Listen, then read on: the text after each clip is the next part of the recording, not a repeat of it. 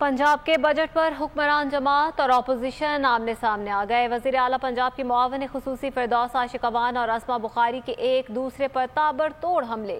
Media talk में फिरदौस आशिक अवान ने budget को तारीखी करार दे दिया। कहा, अपोजिशन बजट से घबराकर शोर और वावेला मचा रही है। जब भी मुल्क खुशहाल होता है तब ये लुटेरे आ जाते हैं, जब मुल्क मुश्किल में होता है तो ये मुल्क से बाहर भाग जाते हैं।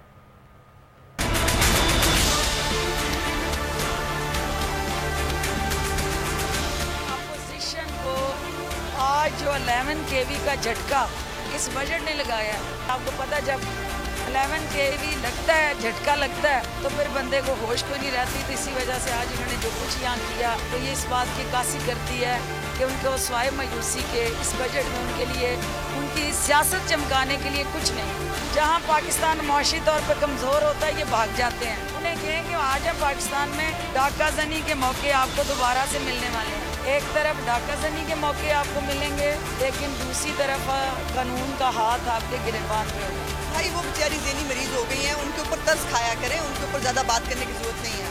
बाकी तो बाद में देखते हैं। ये ज़रा ये देख लें, ये गंदम जो ये खा गए, ये सेहत इंसाफ कार्ड जो हमारा था, ये पनागा जो जिसके ये काबिल हैं, ये है पूरा पंजाब। इससे आप अंदाज़ा लगा लें कि ये औकात और हैसियत और विजन इस हुकूमत का क्या है कि आज चीनी चोर वज़ीर ख़जाना जो है वो बहुत खुशी से जो है वो कमाद की जो है वो खाद का इजाफा जो है उसकी फसल का जो है वो बहुत इजाफे की बात कर रहे थे। अफसोस की बात है कि इस मुल्क में जितना बड़ा चोर है वो उतनी बड़ी पोस्ट है।